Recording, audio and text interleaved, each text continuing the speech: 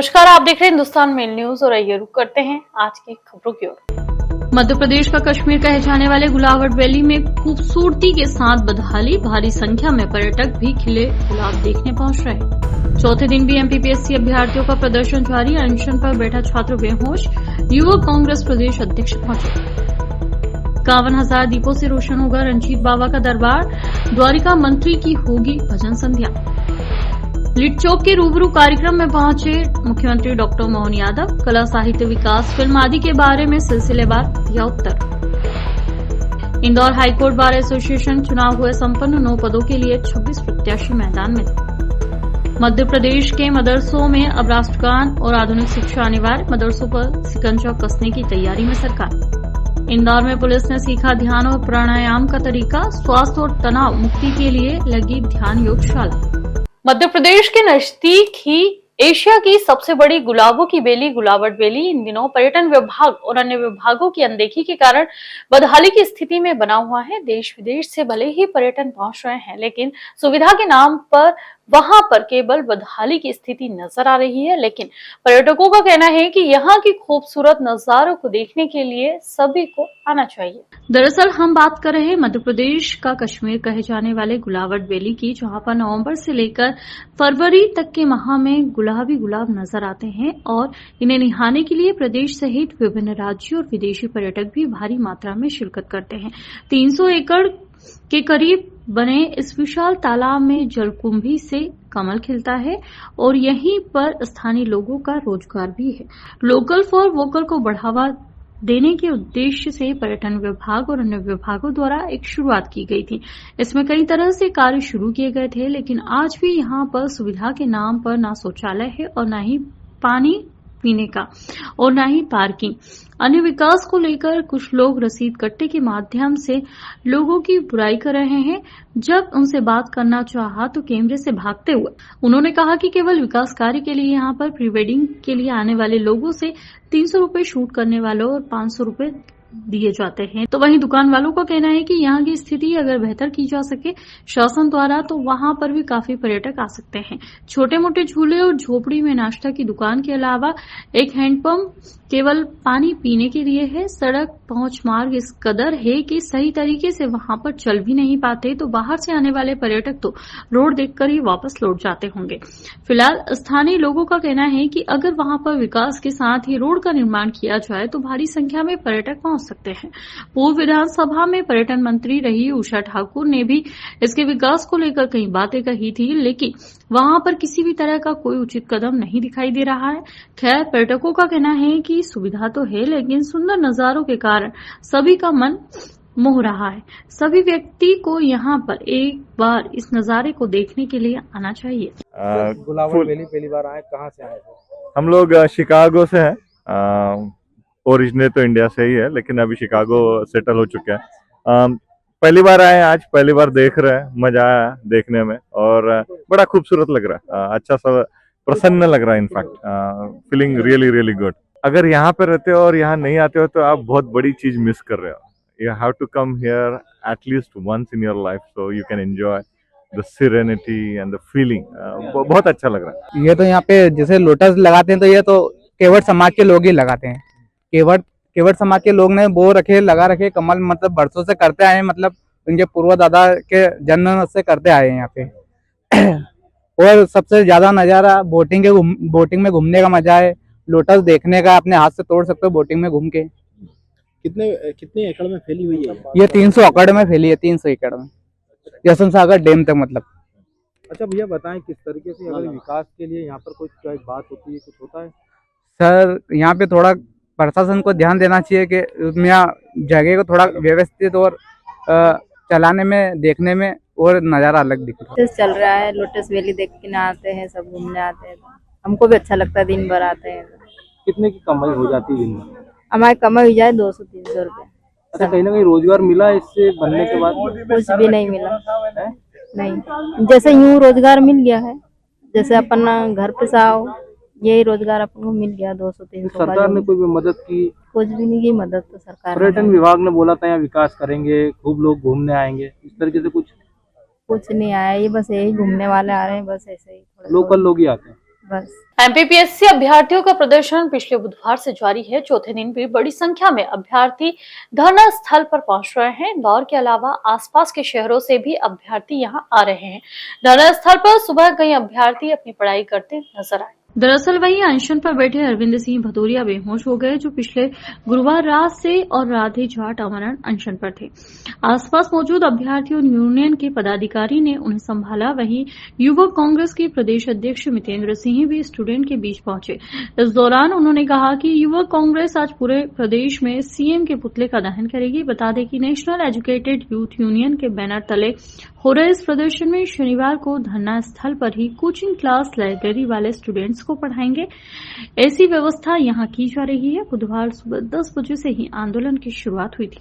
इंदौर के रणजीत हनुमान मंदिर में रणजीत अष्टमी महोत्सव के लिए शनिवार को दीपोत्सव मनाया जाएगा। शाम को 51,000 दिए लगाए जाएंगे, जिसके बाद भजन संध्या का आयोजन होगा। बता दें, मुख्य पुजारी पंडित दीपेश व्यास ने बताया कि मंदिर में परंपरागत रंजीत अष्टमी महोत्सव मनाया जा रहा है। महोत्सव के दूसरे दिन 51,000 दीपक से मंदिर परिसर रोशन होगा। 21,000 दीपक मंदिर प्रबंधन द्वारा लगाए जाएंगे। वहीं सैकड़ों भक्त भी अपने घरों से दीप लाकर यहां पर लगाएंगे, जिससे पूरा मंदिर परिसर रोशनी से जगमग होगा। शाम को दीपोत्सव की शुरुआत होगी। शनिवार होने से बड़ी संख्या में भक्त बाबा के दर्शन करने आएंगे। शुक्रवार कलेक्टर आशीष सिंह ने ध्वजारोहण कर इस महोत्सव की शुरुआत की थी। इसके साथ ही 11,000 ध्वज का पूजन भी किया गया, जिसे महिला पुरुष रणजीत हनुमान की 23 दिसंबर को निकलने वाली प्रभात फेरी में हाथों में लेकर निकलेंगे। Madhya Pradesh high court bar association के चुनाव संपन्न हो गए हैं। कार्यकारिणी के 5 सदस्यों में शुभम नरवरे भी चुना गया। हर 2 साल में होने वाले हाईकोर्ट बार एसोसिएशन के चुनाव में बुधवार शाम 5 बजे वोटिंग पूरी हुई और नतीजे देर रात आए। चुनाव के 9 पदों के लिए कुल 26 उम्मीदवार मैदान में थे। 2,232 वकील मतदाताओं ने वोट दिया। हाल ही में इंदौर हाईकोर्ट में बार एसोसिएशन के चुनाव संपन्न हुए थे, जिसमें महापौर और उनकी धर्मपत्नी जी ने भी हिस्सा लिया था और वोट डाला था। तो आज हमारे सामने से विजेता मौजूद है शुभम नरवरे जी, जिन्होंने एग्जीक्यूटिव का चुनाव जीतकर, भारी मतों से जीतकर अपना नाम बनाया है। तो चलिए हम उनसे बात करते हो, जानते हैं किस तरह के चुनाव थे, कितने लोगों ने उसमें भाग लिया था। सबसे पहले तो बहुत बहुत स्वागत है सर आपका। Thank you ma'am. कितने लोगों का कंपटीशन था और कितने मतों से आप जीते?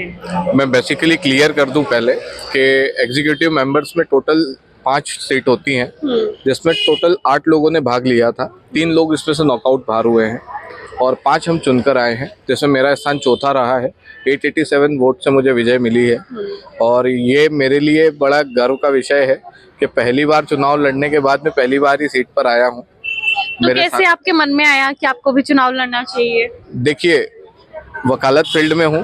वकालत फील्ड ना बिजनेस नहीं है, प्रोफेशन है, तो सेवा करने का भाव तो शुरू से ही रहा है। क्यों ना जो सेवा करते हैं उन लोगों की सेवा की जाए, इसलिए मन में रखा था कि चुनाव लड़के सबके साथ बैठकर जो भी समस्याएं उसको हल की जाए। और साथ ही साथ जो दूसरी चीज़ें रहती हैं कि वकीलों की जितनी भी समस्याएं उनको हल करना है, साथ में रहना है, इसलिए चुनाव लड़ने का मैंने इसमें फैसला लिया था। कितना विश्वास था आपको कि जीत आपकी होगी? देखिए, ये बात आप भी जानते हैं, हम भी जानते हैं कि चुनाव अकेले व्यक्ति से नहीं लड़ा जाता। विश्वास मुझे नहीं, विश्वास मेरे साथियों को था कि अगर इसे खड़ा किया तो ये जीत जाएंगे। और मेरे साथियों की जीत है, मेरी नहीं है अकेले की, इंडिविजुअल। सब मेहनत इन्होंने की है और सभी हाईकोर्ट बार एसोसिएशन के सदस्यों का मेरे ऊपर प्यार है, जो मुझे चुना और यहाँ तक लेकर आए। कितने लोगों ने वोट डाले इसमें? टोटल 1661 वोट थे, जिसमें से 887 मुझे मिले हैं। बाकी देखा जाए तो अच्छा इस बार मत रहा है। टोटल 75% वोटिंग हुआ है।